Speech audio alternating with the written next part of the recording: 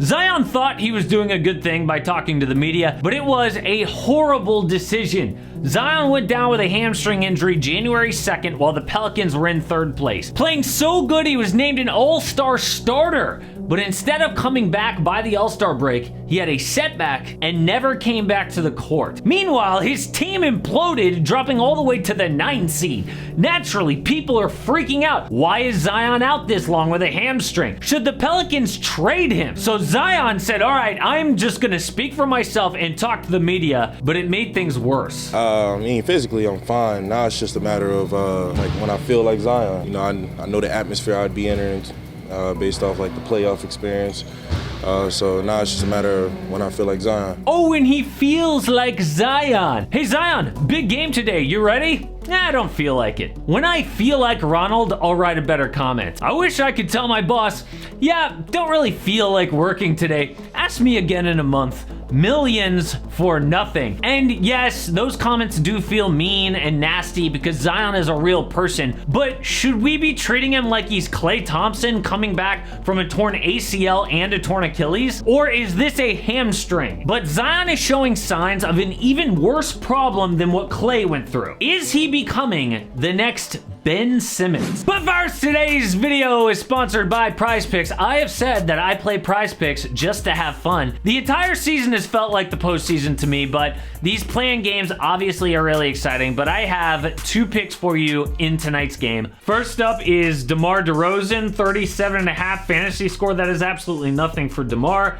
And my second one is Jakob Poeltl, who has been one of the better players on Toronto since he got traded there. I'm gonna go more and more, and hopefully you take those picks and they hit. Let me know. And right now, before the playoffs, is the best time to sign up. If it's your first time depositing, enter promo code AMHOOPS. You get a 100% deposit match bonus. A lot of this anger towards Zion is fans remembering how mentally tough athletes used to be. Kobe shooting 2 free throws with a torn Achilles, helping the Lakers get the win and make the playoffs. Isaiah Thomas sprained his ankle and dislocated a finger, but kept playing in the 1988 finals. But the moment people still talk about 53 years later was Willis Reed tearing his right quad game 5 of the finals. The Lakers forced a game 7, but before the game, no one could believe Willis Reed came limping through the tunnel. I think we see Willis coming out. There he comes right now. Not only did he score the first 2 buckets, he had to guard Wilt Chamberlain, and the Knicks won their first chip. So now we got Zion not playing because he doesn't feel like Zion. That's why older NBA heads call this generation soft, but none of those older guys had to deal with what Zion is going through. Die-hard fans knew this man's name by the time he was a junior in high school because of his insane dunks on Instagram. By the time he committed to Duke in 2019, he already had over 1 million followers. The Duke IG gained more followers just because of Zion than every other college program's total followers except for Kentucky and UNC. But how active were Zion's followers? He had more interaction on his posts than the 3 biggest college programs combined. Do you know how intoxicating that must have been for a teenager? I mean, most people are glued to their phone if they have like 10 mentions, let alone 10,000 mentions. But that social media monster turned on him once things went wrong.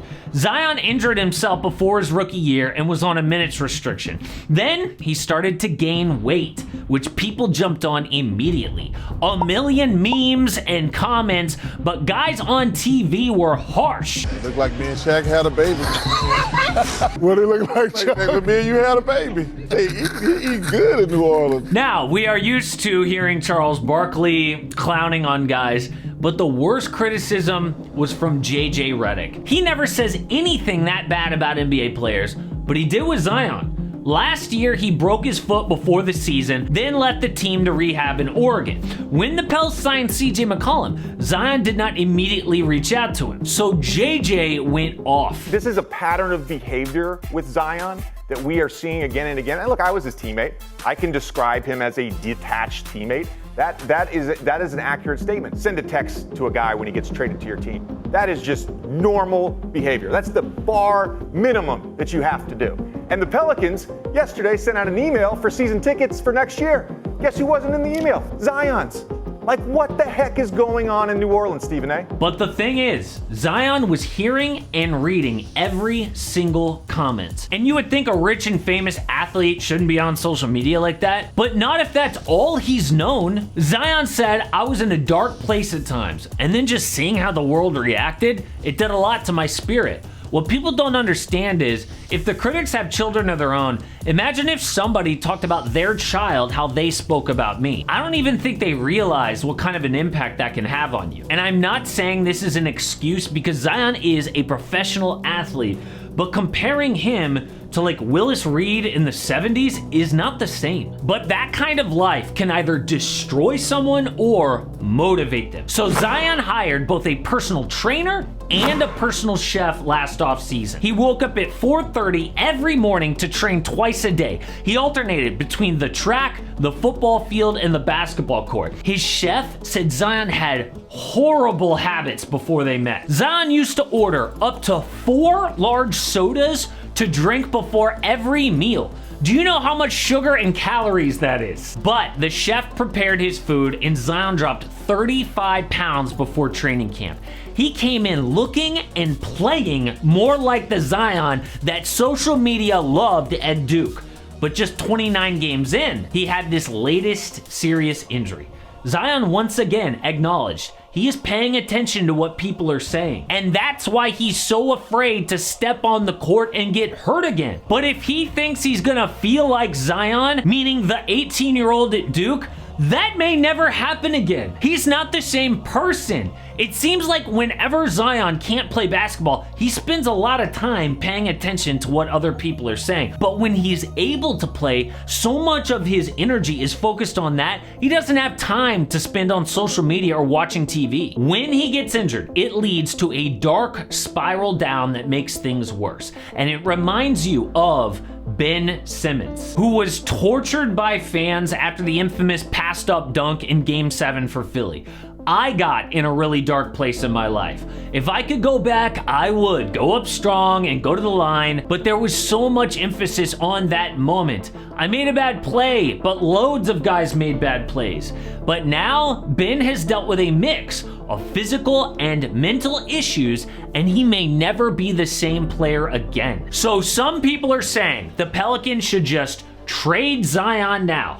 Cut their losses, improve the team. I mean, last year, they pushed the #1 seed Suns to Game 6, but Brandon Ingram can't do all this alone. The problem is other teams also see that Zion is on the Greg Oden path to being a bust. If they trade now, it is at the lowest point of his value. The real solution is for the first social media athlete to somehow put down the phone and stop worrying about what people are saying. And I'm not saying that is easy. Zion is going through it right now. But if he somehow does this, it will provide a blueprint to all the other social media athletes who are coming up now. But the Mavericks have a whole different issue to deal with, because they had a healthy Luka and Kyrie and still missed the playoffs. Now people are wondering, is Luka going to demand a trade as soon as next offseason? I think if he does, there are only a handful of teams that could realistically make that trade happen. Check it out.